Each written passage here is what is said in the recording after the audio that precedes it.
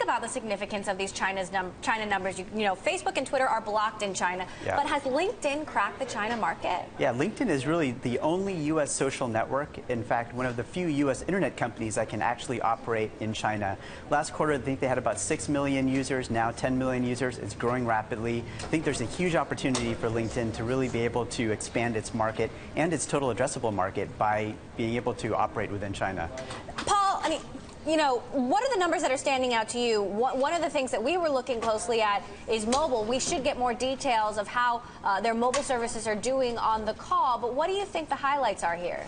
Yeah, it's interesting. This was a really interesting quarter. Quite frankly, I think most investors coming into the quarter were just hoping for kind of a know-nothing kind of quarter, no surprises one way or the other after the, you know, astonishing disappointment last quarter where they brought guidance down.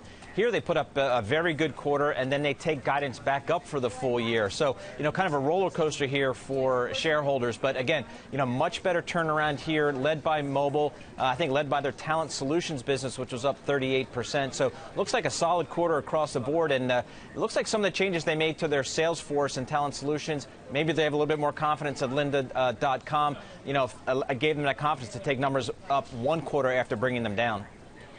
Steve, as somebody who's worked at LinkedIn, you know, what is standing out to you here? LinkedIn obviously has been making this transition to a more mobile company, more than 50% of unique visitors last quarter coming from mobile devices. What stands out to you? Well, I think one of the really interesting things is last quarter, where they had lots of difficult news to report, they announced a few organizational challenges that they were going through. And one of the missed stories, if you will, in what their growth experience has been is that we're talking about a company that 6 years ago was 400 people and today is around 8,000. And that is enormous growth, an enormous challenge for any organization to go through. So for me, that's one of the big stories here, is that they're not talking about organizational problems anymore. They're talking about the fact that these moves that they made are paying off. And it makes me think that what happened last quarter was they just undertook the biggest acquisition in the history of the company in terms of value, $1.5 billion of Lynda.com, and in terms of employees, around 600. And I think they've got their mojo back. That's what I'm starting to feel with the earnings of today.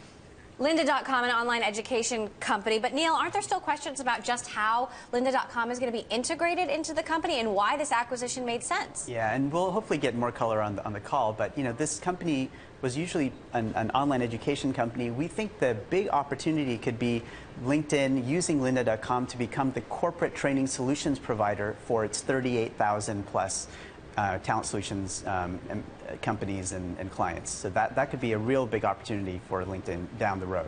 Paul, what do you make of these sort of down the road opportunities for LinkedIn? LinkedIn, as Steve mentioned, has been a company in transition.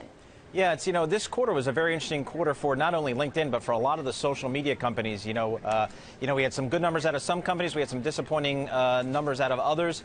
So I think what investors are hearing a lot about, which is, you know, like Mark Zuckerberg said, trust us, have patience.